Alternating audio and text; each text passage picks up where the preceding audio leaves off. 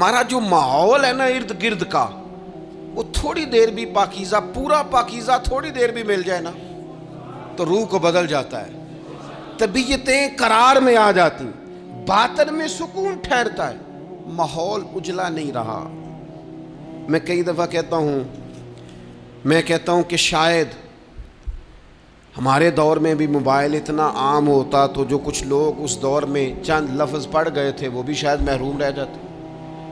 اب تو بچے بڑی آزمائش میں ہیں، ساری غلطی بچوں کی نہیں ہے، بچے بڑی آزمائش میں ہیں اس لیے کہ ان کے ارد گرد ماحول اتنا خطرناک ہے، وہ کیسے اثر قبول، سیانے بندے اثر قبول کرتے ہیں، سمجھدار لوگ اثر قبول کرتے ہیں، تو بچے بیچارے کیا کریں؟ ماحول بہترین بنانا، ماحول کو صاف رکھنا، اور بالخصوص اپنے گھر کے ماحول کو ٹھیک رکھنا، یہ بہت بڑی ذمہ داری۔ ہم یہ سمجھتے ہیں کہ صرف گھر اینٹوں اور پتھروں سے بنتا ہے، گھر کے ماحول کو ٹھیک رکھنا سب سے پہلی ذمہ داری۔ بچوں کے لیے اچھی ماں کا انتخاب، اچھی بیوی لے کے آنا گھر میں، یہ سب سے زیادہ اہم مسئلہ ہے۔ نہ مانے ہم، لیکن بہرحال ڈھیر ساری جگہوں پہ دولت دیکھی جاتی ہے شادی سے پہلے۔ ماں باپ نے بڑی زیادتی کی، بڑا ظلم کیا، ناراض نہ ہونا، بڑا ظلم کیا، پیسے دیکھے بچی اور بچے کا نکاح کر دیا۔ یہ اتنا بڑا زندگی میں آپ نے اپنی اولاد کے ساتھ ظلم کیا ہے کہ آپ تو سائیڈ پہ ہو جائیں گے، لیکن وہ بیچارہ ساری زندگی اس کو بھگتے گا۔ نبی پاک صلی اللہ تعالیٰ علیہ وسلم نے الفاظ کو کھول کر، بات کو واضح کر کے بتایا تھا۔ ایک تو ہوتا ہے نا کہ آپ کو کسی تشریح میں جانا پڑے، حضور نے بالکل کھول کے فرمایا کہ عورتوں سے محض ان کی خوبصورتی کی وجہ سے شادی نہ کرنا، اس لیے کہ خوبصورتی ان کو ہلاکت میں ڈال دے گی، اور فرمایا محض ان کے مال کی وجہ سے شادی نہ کرنا، مال ان کو سرکش بنا دے گا۔ یا رسول اللہ صلی اللہ تعالی علیہ وسلم پھر کیا کریں؟ تو محبوب فرمانے لگے ان کی دینداری کی وجہ سے ان سے شادی کرنا۔ اور یہ ابن ماجہ میں لفظ موجود ہیں، اللہ کے محبوب علیہ الصلوۃ والسلام فرمانے لگے کان میں سوراخ والی کالے رنگ کی باندی اگر دیندار ہو تو تمہارے لیے بڑی بہتر ہے۔ باندی ہو، رنگ سیاہ ہو، کان میں سوراخ ہو، اس سے نکاح کر لینا، شرط یہ ہے کہ دیندار ہو۔ بہت اثرات ہیں ماں کے، لہذا اس انتخاب کے اندر باریکی کا مزاج پیدا کریں اگر اپنے گھر کا ماحول ٹھیک رکھنا چاہتے ہیں، اور اگر ماحول ٹھیک نہیں ہے تو پھر آپ کروڑوں روپیہ لے آئیں، جس کے بچے ہی ناکام ہو گئے اس کے پیسے کیا کریں گے؟ آپ بہت بڑا گھر بنا لیں لیکن اگر بچے ہی ناکام ہو گئے تو آپ کی بڑی حویلی کیا کارنامہ سر انجام دے گی۔ اور اسی طرح کا معاملہ مرد کے ساتھ بھی ہے۔ نبی پاک علیہ الصلوۃ والسلام نے فرمایا جب تمہیں ایسے لوگ پیغام نکاح دیں جن کا دین اور اخلاق اچھا ہو تو پھر اپنی عورتوں کا نکاح ان سے کر دو، اگر ایسا نہیں کرو گے تو زمین میں فتنہ برپا ہوگا، فساد ہوگا۔ نیک مرد جب ملے تو پھر اس کے ساتھ نکاح کرو، صحیح بتانا، خالی نیک دے کے رشتہ دے دیا جاتا ہے؟ نیک ہے، دیندار ہے، اچھے اخلاق والا ہے، خالی تقویٰ دے کے لوگ رشتہ دیتے ہیں؟ بڑا کچھ دیکھا جاتا ہے، بڑا پس منظر دیا تو تنخواہ تھوڑی ہو تو کہتے ہیں کماتا ہی کچھ نہیں، اگر تو بہو آئے تو پھر تو اس کے نصیب کا رزق ہے، اور اگر بیٹی نے جانا ہو تو پھر اس کے نصیب کا رزق نہیں ہوتا۔ تو جن رشتوں کی بنیاد لالچ پر رکھی جاتی ہے وہاں گھر کا ماحول درست رکھنا ممکن نہیں رہتا۔ گھر کا ماحول اس وقت درست رہتا ہے جب تقویٰ کو، طہارت کو، پرہیزگاری کو، عمدہ اخلاق کو، عمدہ اطوار کو، اچھے نظریات، ستھرے مزاج، گھرداری کے ماحول کو جب پیش نظر رکھا جاتا ہے پھر حالات کچھ اور طرح کے ہوتے ہیں۔ لیکن ہمارے ہاں چونکہ یہ چیزیں دیکھی نہیں جاتی، اس پر غور نہیں کیا جاتا، اور میں نے پہلے بھی کہا ہے، پھر کہتا ہوں یہ بات ضروری ہے، اس پر آپ نے غور کرنا ہے۔ لوگ دیندار ہوں، دیندار نظر نہ آتے ہوں، تھوڑی سی اس پر غور کر لیں، دینداری کا لیبل نہ ہو، اندر دینداری موجود ہو، صرف بار بورڈ نہ ویزا ہو، اس کے اندر باقاعدہ تقویٰ ہو، پرہیزگاری ہو، اللہ کا خوف ہو، اور سب سے ضروری چیز اچھے اخلاق ہو۔ نبی اکرم علیہ السلام کی خدمت میں عرض کیا گیا تھا یا رسول اللہ ایک بی بی بڑا صدقہ کرتی ہے پر اپنی زبان سے تکلیف دیتی ہے پڑوسیوں کو، صدقات بڑے کرتی ہے، سخی بڑی ہے، تو حضور نے فرمایا دوزخی ہے۔ یا رسول اللہ ایک بوڑھی اماں پنیر کے خشک ٹکڑے صدقہ کرتی ہے، غریبنی ہے، پر یا رسول اللہ اخلاق کی بڑی اعلیٰ ہے، اللہ کے محبوب نے فرمایا اسے بتا دو رب اسے جنت عطا فرمائے گا۔ وہ جنتی بی بی ہے اس لیے کہ اخلاق عمدہ ہے، اس کا لہجہ عاجزی والا ہے، اس کے لفظوں میں خوبصورتی ہے، وہ اپنی زبان کے تیر برسا کے دلوں کو گھائل نہیں کرتی، تو اخلاقی رویوں کی عمدگی یہ انسان کے لیے جنت کا رستہ آسان کرتی۔ پھر گھر کے اندر کچھ دینی ماحول بنایا جائے، اور دینی ماحول سے ہمارے ہاں لوگ یہ مراد لیتے ہیں کہ میں جناب اچھی باتیں کروں، عمدہ تقریر کروں گھر کے اندر، میں اپنے بچوں کو واقعات سناؤں صحابہ اور اہل بیت کے، بڑی اچھی بات ہے، اس سے بھی انقلاب آئے گا۔ لیکن ہمیں پتہ ہے نبی پاک علیہ السلام نے کیا فرمایا؟ حضور نے فرمایا کچھ نفل نماز گھر میں بھی پڑھا کرو، تم اپنی عبادات کا ماحول گھر کے اندر بناؤ، تمہاری طبیعت گھر میں لگے، تمہارا گھر سجدے سے آباد ہو۔ نبی اکرم صلی اللہ تعالیٰ علیہ وآلہ وسلم نے فرمایا اپنے گھر کے اندر کچھ وقت گزارو عبادت میں، خود بخود تمہارے بچوں کو ہم نے دیکھا ہے گھر کے اندر نماز کی نیت باندھے تو جس چھوٹے بچے کو بالکل پتہ نہیں نہ ہوتا نماز کیا ہے، وہ بھی ساتھ آ کے کھڑا ہو جاتا ہے، سجدہ نہ کرنا آئے تو مصلی پہ لیٹ جاتا ہے۔ گھر کے اندر دین کی آپ تقریر نہ شروع کریں، آپ عمل کریں، آپ کا لہجہ میٹھا ہے تو مٹھاس آگے تقسیم ہوگی، آپ کے بچے جو انداز آپ کے والدین کے ساتھ آپ کا دیکھیں گے وہ رویہ آپ کے ساتھ اختیار کر لیں گے۔ اگر سچائی کا پہلو گھر کے اندر آئے گا بچے سمجھیں گے ہمیں سچ بولنا ہے۔ اگر وہ کبھی اپنے باپ کو حضور کی یاد میں روتا دیکھیں گے تو وہ بھی کہیں گے مدینے جانا ہے۔ اگر وہ کبھی نبی پاک علیہ الصلوۃ والسلام کی محبت کی گفتگو دیکھیں گے تو خود بخود وہ بات اتر جائے گی۔ گھر کے اندر اگر بڑا کچھ ہوتا ہے، آج جی میرا دل کر رہا ہے میں نے پکوڑے کھانے ہیں، آج جی میرا دل کر رہا ہے میری مرضی کی فلاں چیز پکائی جائے، آج میرا دل کر رہا ہے فلاں چیز گھر میں لائی جائے، تو کبھی کبھی یہ بھی دل کرنا چاہیے کہ آج میرا دل کر رہا ہے گھر میں سورہ یاسین پڑھی جائے، آج میرا دل کر رہا ہے گھر میں اللہ کا ذکر کیا جائے۔ نبی کریم صلی اللہ تعالیٰ علیہ وسلم نے فرمایا ایک وہ گھر ہے جس میں اللہ کا ذکر ہوتا ہے اور ایک وہ گھر ہے جس میں اللہ کا ذکر نہیں ہوتا، ان دونوں گھروں کی مثال زندے اور مردے کی ہے۔ جہاں رب کی یاد ہوتی ہے وہ گھر زندوں کا ہے، جہاں اللہ اللہ کی جاتی ہے وہ گھر زندوں کا ہے، جہاں رب کو پکارا جاتا ہے دعائیں مانگی جاتی ہیں وہ گھر زندوں کا ہے۔ اور جہاں سویرے سارے سوئے ہیں، رات کو اعلیٰ کھانا کھایا، انہوں نے ٹھنڈے کمرے میں آرام کیا، ان کے لیے ساری نعمتیں ہیں، لیکن یہ کس قدر تکلیف کی بات ہے کہ نماز فجر کے لیے کسی ایک کی بھی آنکھ نہیں کھلتی۔ یہ کیا گھر ہے؟ یہ تو مردوں کا گھر ہے، یہ کوئی زندوں کا گھر ہے؟ یہ تو حضور علیہ السلام نے فرمایا زندہ اور مردہ کی مثال ہے، جہاں اللہ کی یاد کی جاتی اور جہاں نہیں کی جاتی۔ اپنے گھروں کو، اپنے گھروں کے ماحول کو اللہ کے ذکر کے ساتھ آباد کرنا۔ اور پھر ایک اور بات، جب ہم اچھے لوگوں کے پاس بیٹھتے ہیں تو اچھائی لے کے لوٹتے ہیں، اور یہ ہمارے ہاں نا ایک بہانہ آج کل بنا لیا گیا ہے کہ اچھے لوگ ملتے نہیں۔ بھئی ہم لوگ نا اچھے لوگ ڈھونڈتے ڈھونڈتے آہستہ آہستہ معاذ اللہ معصوم لوگ ڈھونڈنے شروع کر دیتے۔ ہم کہتے ہیں ہمیں ایسا بندہ ملے جس میں غلطی کوئی نہ ہو، جس میں بالکل غلطیاں ہو وہ شیطان ہوتا ہے، اور جس میں بالکل نیکیاں ہوں وہ فرشتہ ہوتا ہے، جس میں کچھ نہ کچھ کوتاہیاں ہوں لیکن خیر کا غلبہ ہو وہی تو بندہ مومن ہوتا ہے۔ حضور علیہ السلام نے فرمایا ہے کہ آدم کے ہر بیٹے سے خطا ہو جاتی ہے، لیکن بہترین خطا کار وہ ہے جو جلدی توبہ کر لیتا ہے۔ ہم یہ چاہتے، مجھے جی کو بندہ نہیں ملا ساری زندگی، نہیں آپ بندہ نہیں ڈھونڈ رہے تھے، آپ تو معاذ اللہ معصوم عن الخطا ڈھونڈ رہے تھے، وہ نبیوں اور فرشتوں کے علاوہ کوئی نہیں ہوتا۔ آپ کو دیکھنی چاہیے تھی جہاں سے کچھ خیر مل رہی تھی وہاں فوراً حاصل کر لیتے، جہاں سے کوئی اچھائی مل رہی تھی وہاں سے فوراً حاصل کر لیتے۔ ہمارے صوفیاء، ہمارے بزرگان دین، ان سے لوگوں نے خیر پایا ہے۔ ان کی زندگیوں کو ڈسکس نہیں کیا.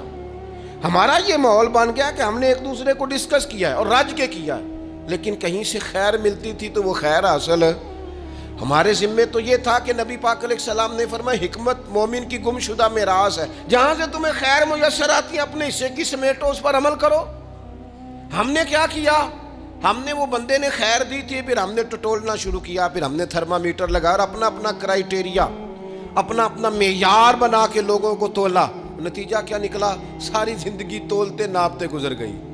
خیر پانے والے خیر پا کے چلے بھی گئے، نصیحت لینے والے نصیحت لے کے چلے بھی گئے، جنہوں نے عمل کرنا تھا انہوں نے عمل کر بھی لیا، اور کچھ ایسے تھے بیچارے ساری زندگی ٹٹولتے ہی رہے، ساری زندگی طے ہی کرتے رہے، ساری زندگی انہوں نے.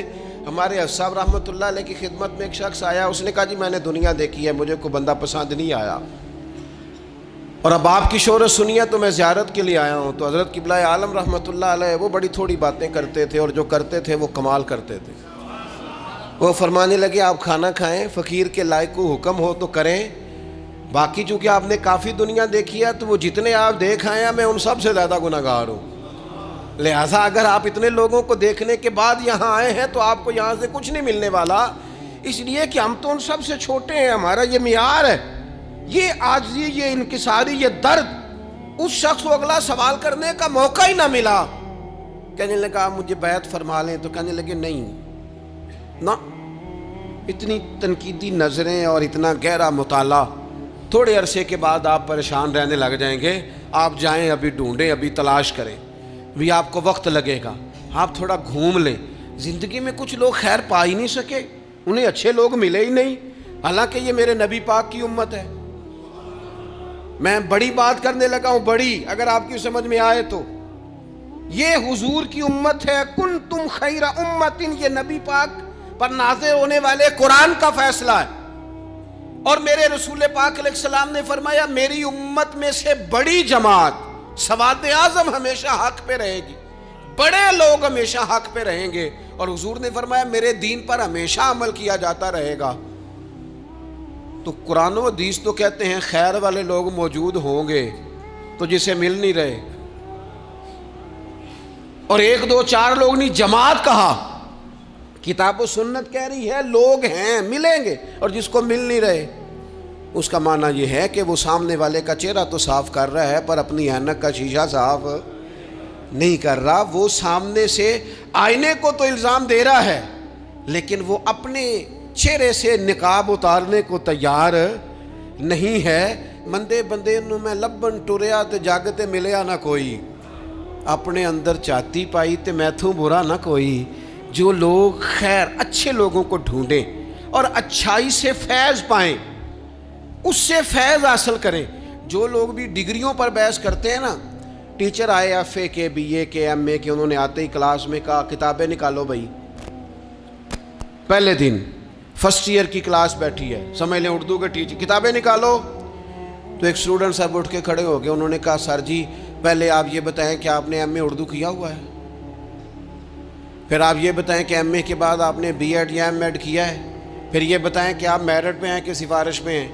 اگر یہ 3 سوال اسٹوڈنٹس کرے تو استاد جواب دے دے گا ہاں ایسے شاگرد کے لیے ڈنڈا سوٹا چلایا جا سکتا ہے. بھائی تو کتاب کھول، تو کون ہوتا ہے یہ پوچھنے والا؟ تیرا یہ کام نہیں. یہ مجھ سے پوچھے گا کالج کا پرنسپل، یا مجھ سے پوچھے گا اس ادارے کا ہیڈ جو مجھ سے بڑا ہوگا، اسے میں ڈگری دکھاؤں گا. تو کون ہوتا ہے؟ تیرے ذمہ یہ آیا ہے کہ تو مجھ سے پڑھ، کتاب کھول، میں تجھے پڑھاؤں. یہ تیری ذمہ داری. میرے دور کا سب سے بڑا مسئلہ یہ ہے کہ لوگوں نے کہا اولیاء کی ڈگریاں چیک کریں گے، معاذ اللہ یہاں تک کہ کہا پہلے صحابہ کی تاریخ دیکھیں گے، کون کس کے ساتھ مشاجرات میں تھا، پہلے وہ چیک کریں گے پھر فیض پائیں گے. ہمیں تو ہمارے نبی نے کہا تھا صحابی کا نجوم، میں نے یہ سارے تمہارے لیے ستارے بنائے ہیں، تم جس کے پیچھے چلو گے اللہ تمہیں ہدایت عطا فرما دے گا. لیکن یہاں لوگوں نے کہا ہم ڈگریاں دیکھیں گے. نقصان کیا ہوا؟ بے فیض رہ گئے. نتیجہ کیا نکلا؟ پا کچھ نہیں سکے. لازمی طور پر رزلٹ یہ برآمد ہوا کہ شر ہی شر پھیل گیا، فتنہ ہی فتنہ ہو گیا. ہمارے ذمے تو خیر لینا تھا، خیر نہیں لی، ڈگریوں پہ بحث کی، نتیجہ غلط برآمد ہوتا ہے. اپنی مومن کی گمشدہ میراث ہے حکمت، جہاں سے خیر کی بات ملے اسے لو۔ حضرت عبداللہ ابن عباس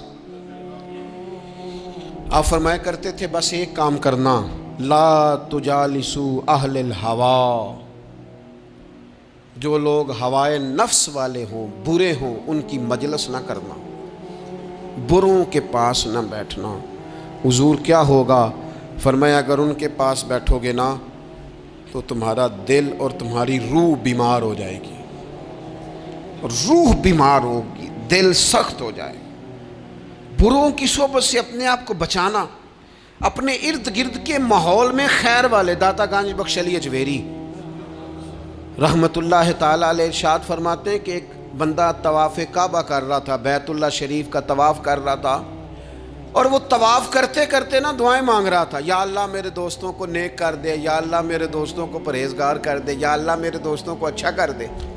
داتا صاحب فرماتے میں نے اس کا بازو تھام لیا، میں نے کہا یہ کیا دعا ہوئی، کوئی اپنے لیے بھی مانگ۔ تو کہتے ہیں وہ کہنے لگا حضور اگر میرے دوست نیک ہوئے تو میں انشاءاللہ خود بخود ہی ہو جاؤں گا، اگر میرے ارد گرد کا ماحول ٹھیک ہوا تو مجھے بھی خیر کی طرف لے جائیں گے۔ اگر ماحول ٹھیک ہو دائیں بائیں، ہم یہ کرتے ہیں کہ ہم نا کئی دفعہ اپنی آگ بجھاتے ہیں، پڑوسیوں کی بجھانے کی کوشش ہے۔ میرے ابا جی پتہ کیا کہا کرتے تھے، وہ کہندے سن پتر جے گوانڈیاں دی اگ نہ بجھائیے تے اپنے گھر بھی آ جاندی۔ تو پڑوسی کی آگ کئی دفعہ اس لیے بھی بجھا دینی چاہیے کہ ایسا نہ ہو کہ اگر وہ جلتی رہی تو ہمارے گھر بھی۔ اپنے ماحول کو ٹھیک کرنا چاہیے، ارد گرد کے سارے ماحول، کیونکہ ماحول ٹھیک رہتا ہے تو اس میں رہنے والے بچے، اس کے اندر بسنے والے لوگ یہ بھی ٹھیک رہتے ہیں، اور اگر ماحول بگڑ جائے پھر سارا کچھ بگڑ جاتا ہے۔ اپنی مجالس کو عمدہ کریں۔ دوستوں کے ماحول میں نا ایک دوست رواج ڈالے کہ یار ٹھیک ہے گپ شپ بڑی ہو گئی، میرے پاس حضور کا ایک فرمان ہے، یہ دیکھو میں موبائل میں لے کے آیا ہوں، اگر مجھے 2 منٹ دو تو میں اپنے کریم کی ایک حدیث نہ تمہیں سناؤں۔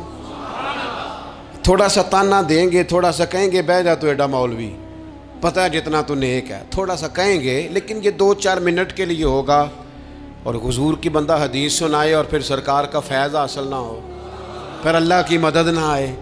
تھوڑا سا نہ ماحول بنایا جائے جہاں لوگ محنت کر کے جد و جہد کر کے یہ کام کرتے ہیں نا کہ چل یار تو مری تیرا خرچہ میں دوں گا، تو وہاں اگر تھوڑی سی کوشش یہ بھی کر لی جائے کہ یار میرے پاس سواری ہے، چل دونوں کٹھے مسجد چلتے ہیں۔